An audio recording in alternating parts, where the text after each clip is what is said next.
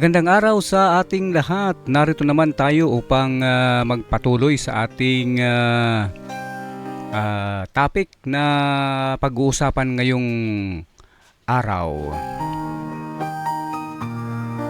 Pag-uusapan natin ang papel ng pamilya sa isang masayang buhay.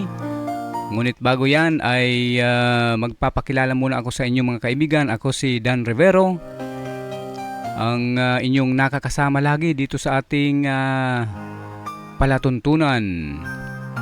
Pag-usapan natin ngayon ang kahalagahan ng pamilya sa kaligayahan ng isang tao. Ang papel ng pamilya sa isang masayang buhay. Ang pamilya ay pundasyon ng isang masayang buhay. Ito ang unang institusyon kung saan natututo ang isang tao ng pagmamahal, ng respeto at halaga sa pagiging bahagi ng isang grupo. Ang pamilya ay may mahalagang papel sa paghubog ng ating pagkatao at sa pagbibigay ng suporta sa anumang aspeto ng ating buhay. Una, pinagmumulan ng pagmamahal at ang suporta. Ang pamilya ang unang nagbibigay ng walang kondisyong pagmamahal, mga kaibigan.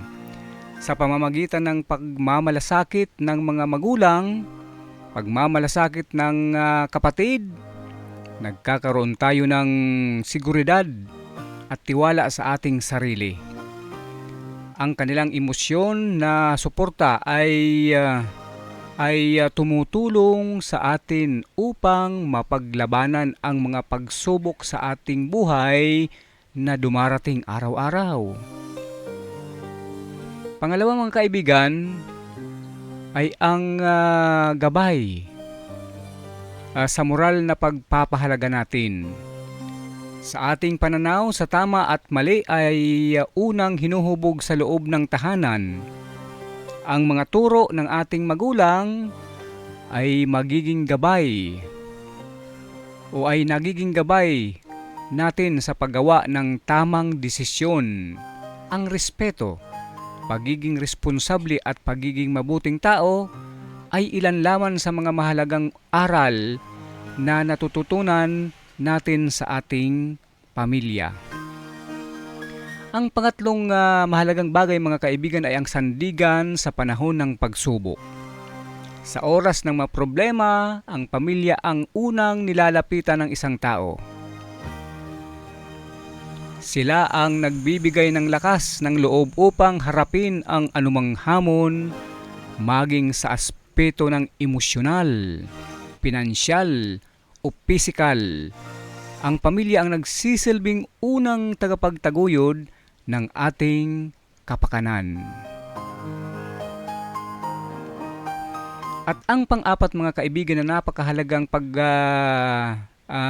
bigyan natin ng daan ay ang pinagmulan ng kasiyahan at inspirasyon ang ating pamilya. Ang pagiging bahagi ng isang masayang pamilya ay isang biyaya.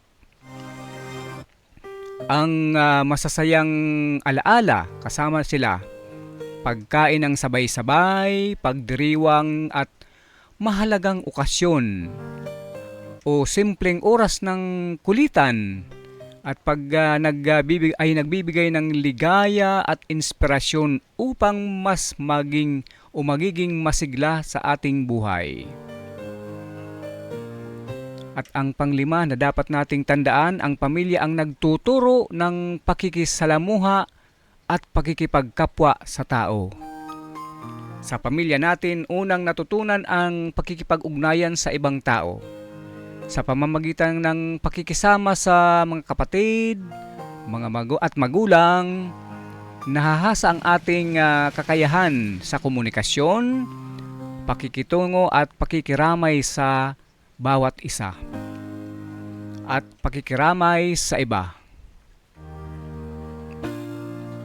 Ito ay mahalaga sa pagtataguyod ng mas malalim na relasyon sa iba upang ibahagi ang ating buhay tulad ng sa paaralan at sa trabaho. Ang pamilya ay isang mahalagang bahagi ng ating buhay na nagbibigay ng pag-ibig, suporta at gabay upang maging masaya at matagumpay tayo mga kaibigan. Sa pamamagitan ng matibay na ugnayan at pagmamalasakit sa isa't isa, nagiging mas magaan ang buhay at mas madali nating makamit ang tagumpay at ang tunay na kaligayahan sa buhay. Sa huli, mga kaibigan, ang pamilya ay hindi lamang grupo ng mga taong may parihong yugto, kundi isang tahanan ng pagmamahal at pag-unawa. Napakahalaga ang ating pamilya.